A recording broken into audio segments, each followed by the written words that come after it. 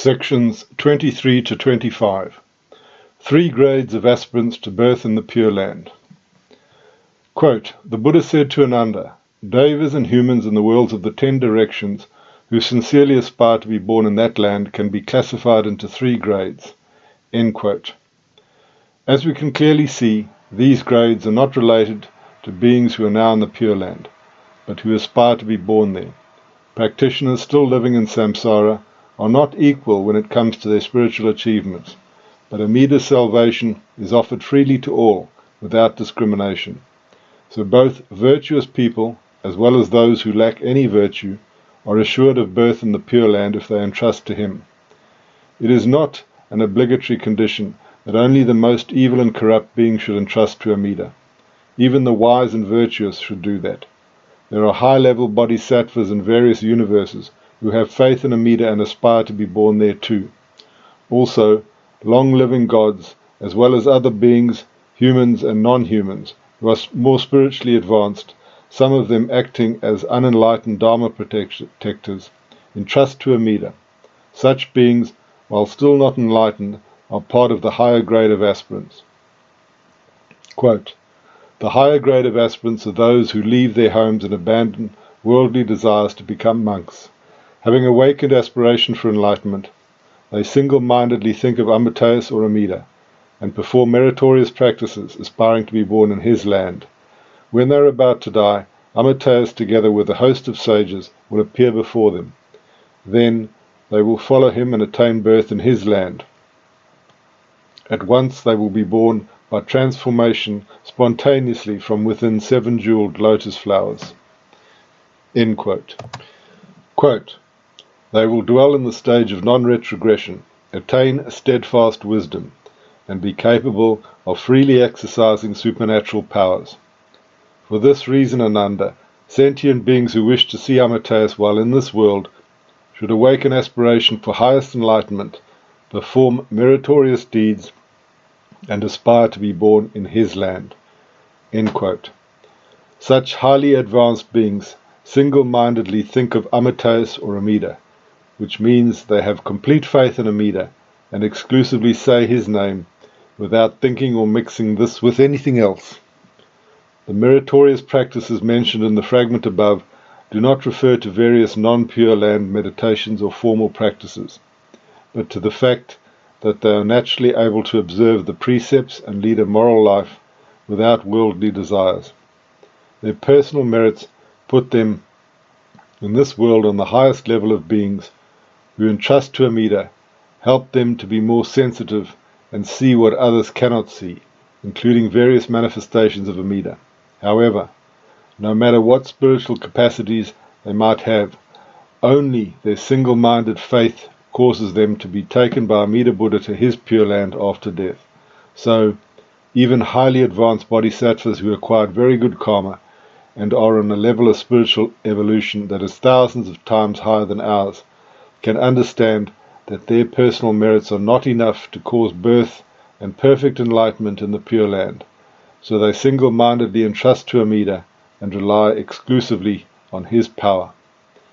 Everything that happens to them before birth in the Pure Land, even a few seconds before it, like Amida, together with a host of sages appearing before them, may be caused by a mixture of personal merits and Amida's help.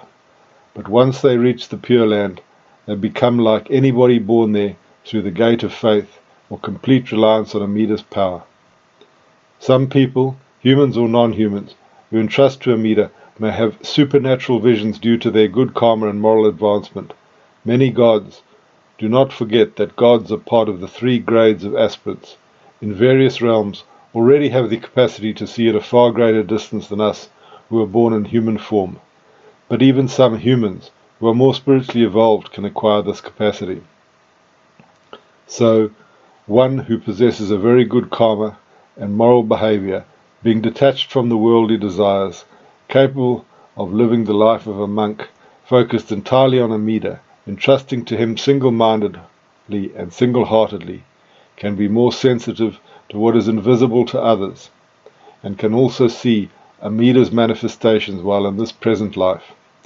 Entering the stage of non-retrogression can be achieved in this life only by faith in the power of Amida Buddha, without the need to have any personal virtues or perform meritorious deeds. Ordinary people like us were incapable of detaching from worldly desires and cannot follow monk or lay precepts, are assured of Amida's salvation and brought by him into the stage of non-retrogression, but they do not naturally develop any supernatural perception.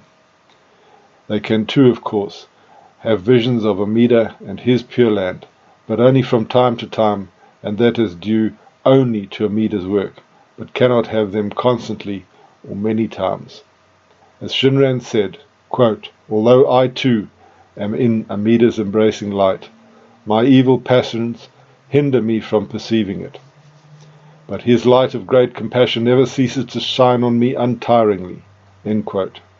Our evil passions hinder us from always seeing Amida's light or his various manifestations, but those highly advanced bodhisattvas in human or godly form, or in any other form, have a broader perception, can see more than us, and if they have faith in Amida, their vision includes him as well. Even if both of us, the lowliest of the low, and them, the highly advanced beings, are both in the stage of non-retrogression because of our common aspiration for enlightenment and faith in Amida, they have personal qualities that we do not have, like steadfast wisdom, and are capable of freely exercising supernatural powers, even while in their samsaric bodies. This is the meaning of the passage. Quote, "They will dwell in the stage of non-retrogression, attain steadfast wisdom, and be capable of freely exercising supernatural powers. For this reason, Ananda, sentient beings who wish to see Amitayus while in this world should awaken aspiration for highest enlightenment, perform meritorious deeds, and aspire to be born in his land." End quote. The above qualities of highly advanced beings who entrust to Amida appear while they are still here in samsara and not yet born in the Pure Land. Even the appearance of Amida with a host of sages happens before their birth in the Pure Land. The only words referring to their status after death and birth in the Pure Land are the following. Quote, "Then they will follow him, that is Amida, and attain birth in his land. At once they will be born by transformation, spontaneously from within 7 jeweled lotus flowers." End quote. Pay attention here. While all the previous things they were able to perceive and do were somehow related to their superior capacities, birth in the Pure Land by spontaneous transformation from lotus flowers is due only to their single-minded faith in Amida Buddha. Because of this complete reliance on his power, they are able to reach this supreme type of birth, as in fact are all beings who entrust to Amida, including us, the lowliest of the low. There are 2 types of birth in the Pure Land, 1 by transformation and 2 by birth in the embryonic state. The first is, according to Shinran, for those who enter the Pure Land through the gate of faith or complete reliance on Amida's power, regardless of whether they possess few or no personal merits or virtues, while the second is for those who are still clinging to their merits and virtues, thinking that somehow these will give them more chances to be born there. The practitioners who are born in the Pure Land by spontaneous transformation immediately attain perfect enlightenment, while those who are born in the embryonic state spend some time in the borderland of the Pure Land until their doubts are exhausted. I will talk about them in detail when I reach the special sections of the sutra related to this kind of inferior birth. For the moment, we just need to bear in mind that anything special about the higher grade of aspirants refers only to their spiritual capacities and status in their present life, and not after death and birth in the Pure Land, where all born through the gate of faith are equal. Thus, while the various grades of aspirants exist before this birth, they cease to matter after reaching that enlightened place. Now, let us move to the middle grade of aspirants. Quote, "The Buddha said to Ananda, the middle grade of aspirants are the devas and humans in the worlds of the 10 directions who sincerely desire to be born in that land. Although unable to become monks and cultivate much merit, they awaken aspiration for the highest enlightenment, single-mindedly think of Amitayus, perform some good deeds, observe the precepts of abstinence, build stupas, donate Buddhist statues, give alms to mendicants, hang banners, light candles, scatter flowers, burn incense, and so forth. they transfer the merit of those practices to his land, aspiring to be born there. When they are about to die, Amidaji will manifest his transformed body, which is fully possessed of the same radiance and physical characteristics and marks as those of the real Buddha, and make it appear before them, together with a host of sages. Then they will follow this transformed Buddha and be born in the Pure Land, where they will all dwell in the stage of non-retrogression. Their virtue and wisdom will be next to those of the higher grade of aspirants." End quote. Practitioners in this category who aspire to the Pure Land are not so great with regard to moral behavior, and do not have the spiritual capacities possessed by those in the higher grade, but still they are superior to the people of the lowest grade. They sincerely wish to be born in Amida's land for the attainment of perfect enlightenment, and do various good deeds, observe the precepts of abstinence, build stupas, donate Buddha's statues, give alms to mendicants, hang banners, light candles, scatter flowers, burn incense, and so forth, while they also single-mindedly focus on Amida. However, they do something which makes them have a lower birth in the Pure Land, even lower than the first and the last categories of aspirants. That is, in the borderland of the Pure Land. What is their grave mistake? They are proud and attached to their merits, thinking that these will somehow improve their chances of being born in the Pure Land, and so they transfer them to birth there. By doing this so-called transference of merit from their delusional personalities towards the Pure Land, they prove they do not understand and do not completely trust in Amida's power. This is the meaning of they transfer the merit of those practices to his land, aspiring to be born there. In their case, the single-mindedly thinking of Amida, single-mindedly thinking of Amidaji, only means that among all practices they chose to focus entirely on Amida, but it does not include complete trust in him. Their faith is not pure and not complete, as they still cling to ideas of self-power and self-merit transference. Because of this, they will have on their deathbed only the vision of a transformed or Nirmana body of Amida, which will lead them to the transformed aspect of the Pure Land, which is called the borderland. This is the meaning of, when they are about to die, Amidaji will manifest his transformed body, or Nirmanakaya, which is fully possessed of the same radiance and physical characteristics and marks as those of the real Buddha, like Amida in Sambhogakaya aspect, in the center of the Pure Land, and make it appear before them, together with a host of sages. In that borderland, they will stay for some time in an unenlightened but free of suffering state of mind until they overcome their doubts.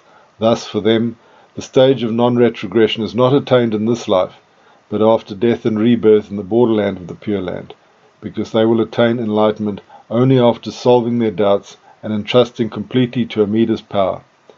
This is why the text of the sutra says, "Then they will follow this transformed Buddha, one of Amida's Nirmanakayas, and be born in the Pure Land, that is the borderland of the Pure Land, where they will dwell in the stage of non-retrogression."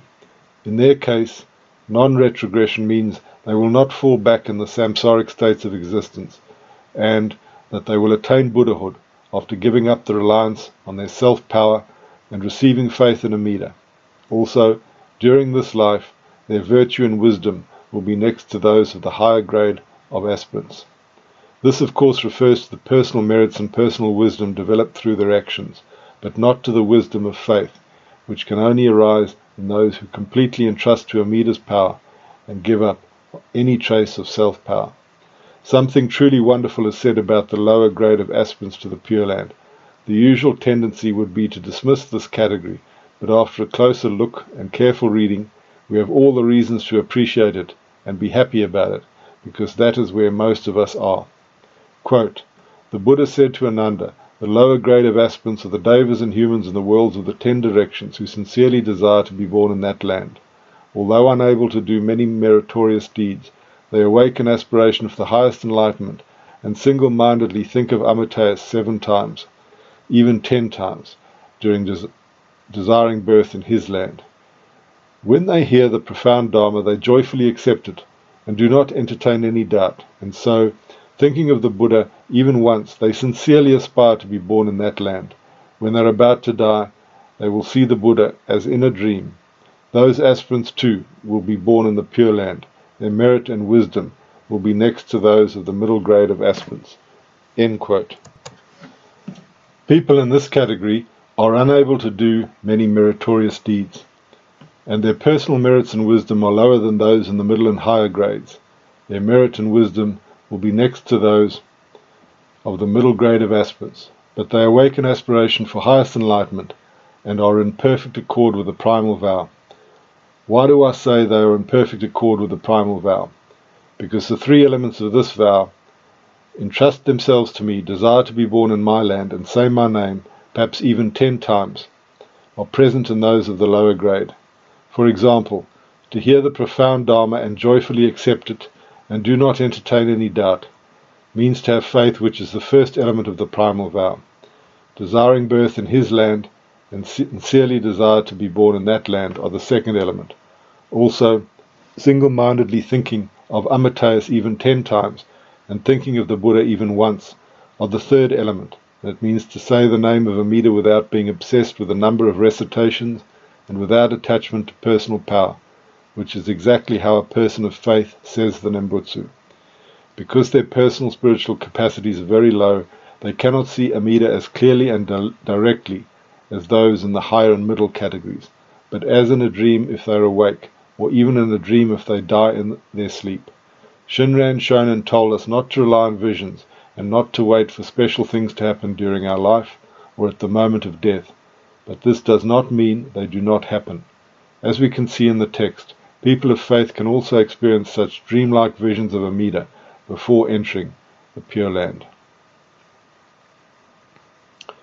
Those aspirants too will be born in the Pure Land. As I've already explained, and according to Shinran, the type of birth in the Pure Land of those who have genuine and complete trust in Amida is, no matter what their personal or spiritual capacities are, birth by spontaneous transformation, and is immediately followed by the attainment of perfect enlightenment. Shinran Shonin indicated in the sections 23 to 25 of the Larger Sutra as the place where we find the fulfillment of the 13th vow, but when I deeply contemplate on the 3 grades of aspirants described there, I realize that only the middle grade actually refers to practitioners who still cling to their self-power and are to be born in the borderland through the gate of the 19th vow. The higher level and lower level have elements which clearly indicate birth in the true fulfilled land of the Pure Land, like for example the mention of birth by transformation of those in the high level, which cannot happen in the borderland, where there is only embryonic birth, and the mentioning of joyful acceptance and faith, without doubts, etc., by those in the lower level, which again cannot exist in beings who are about to be born in the borderland of the Pure Land. There are 2 important footnotes to this section. The first important footnote refers to the sentences, "In that borderland they will stay for some time in an unenlightened but free of suffering state of mind until they overcome their doubts. Thus for them, the stage of non-retrogression is not attained in this life, but after death and rebirth in the borderland of the Pure Land, because they will attain enlightenment only after solving their doubts and entrusting completely to Amida's power." Again, I will talk in more detail about birth in the borderland of the Pure Land when I reach the sections dedicated to it. The second and final important footnote to this section refers to the question, why did Shinran say that we should not wait for Amida's coming at the moment of death? Will Amida not come for people of faith or Shinjin? Answer. The person who has faith or Shinjin in the primal vow does not wait for the final moment of death to have a good state of mind in which to say Nembutsu and be welcomed by Amida Buddha, but receives faith during his present life and immediately becomes assured of birth in the Pure Land at the moment of death, when he is naturally welcomed by Amida Buddha and attains Buddhahood. The Nembutsu one says during one's whole life is thus the expression of faith and gratitude, and not the self-power Nembutsu. When Shinran said that we should not wait for Amida's coming at the moment of death, he did not mean that we are not actually received by Amida in his Pure Land when we die, or that he might not send one of his manifestations to us in our final hours before death. Of course, Amida can do that if he wants. What Shinran meant is that we should not think that the moment of death is more important than our daily lives, and we should not attach a false significance to it, fearing that if we do not have a good state of mind or concentration in those final moments, then we will not go to the Pure Land.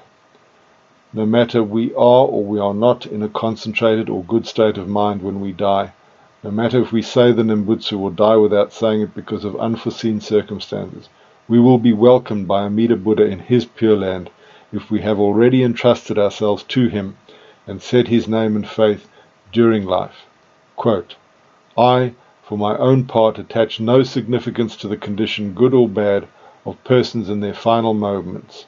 People in whom Shinjin or faith is determined do not doubt, and so abide among the truly settled. For this reason their end also, even for those ignorant and foolish and lacking in wisdom, is a happy one. End quote. Thus, our birth in the Pure Land does not depend on our saying the Nembutsu often or seldom, or if we say it in the special moment of death, but on the faith we have in the power of Amida Buddha, which is what makes the Nembutsu effective, and our birth there attainable. As Honen said, quote, Nembutsu relying on other power, that is, Amida Buddha, makes birth in the Pure Land possible, but Nembutsu relying on self-power will never result in birth in the Pure Land. End quote. A person of true faith says the Nembutsu without attaching a special significance to time, place, or circumstance. Honen Shonen also said, quote, Our daily Nembutsu and Nembutsu at the time of death are no different at all. When we are visited by death, our daily Nembutsu becomes Nembutsu at death. If our life is prolonged, Nembutsu at death becomes Nembutsu of daily life. End quote.